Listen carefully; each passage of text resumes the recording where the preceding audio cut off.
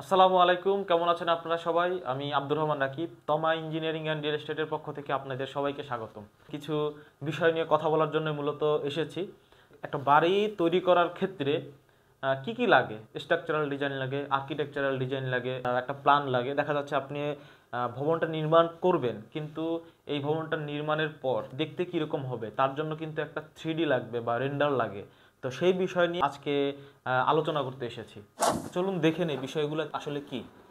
তো ডিজাইনের ক্ষেত্রে প্রথমত 3D যে ডিজাইন দেখেন, এটা স্কেচআপে আমাদের কাজ হচ্ছে। স্কেচআপে এটা হলো ডুপ্লেক্স বাড়ির মডেল আমার তৈরি করা, আমি করেছি এটা স্কেচআপের মাধ্যমে। প্রথমত এইটার একটা 3D তুলে ধরি, পরে কি হয় লুমিয়ন সফটওয়্যার প্রো সেটা আমরা ব্যবহার করে থাকি।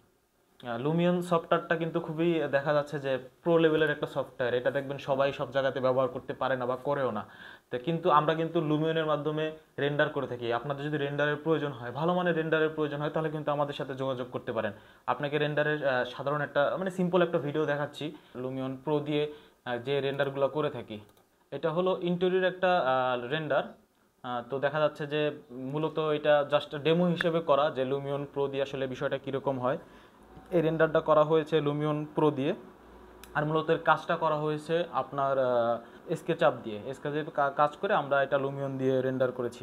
আপনি চাইলে 3D কাজ করে আমাদের ফাইল দিলে আমরা কিন্তু রেন্ডার করে দিতে পারবো। দেখুন এখানে স্ট্রাকচারাল ডিজাইনের আমরা 4 স্টোরি বিল্ডিংয়ের স্ট্রাকচারাল ডিজাইন খেয়াল করুন।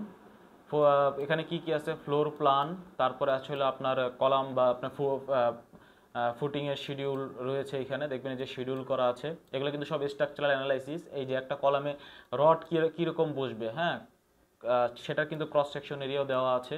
এই যে বিমের ক্ষেত্রে কীভাবে রড বসবে সেটাও কিন্তু এখানে দেওয়া আছে।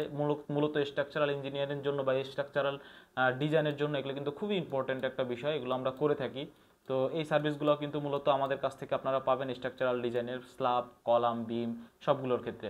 তো সর্বোপরি আপনাদেরকে এখন যে বিষয় নিয়ে শেষ করব সেটা হলো কি, যে একটা বাড়ি তৈরি করার ক্ষেত্রে আর্কিটেকচারাল, সিভিল, তারপর সব ধরনের প্ল্যানেরই কিন্তু আমাদের প্রয়োজন হয়, 3Dর প্রয়োজন হয়। তো দেখতেই পাচ্ছেন যে আমরা কিন্তু মোটামুটি সব ধরনের কাজই করে থাকি। তো আপনারা চেষ্টা করবেন অবশ্যই যে কোনো প্রয়োজনে আমাদের সাথে যোগাযোগ করার জন্য। অবশ্যই আমরা আমাদের সর্বোচ্চ দিয়ে আপনাদের কাজটি করে দেওয়ার জন্য চেষ্টা করব। তো ভালো থাকবেন সবাই। আসসালামু আলাইকুম, ধন্যবাদ সবাইকে।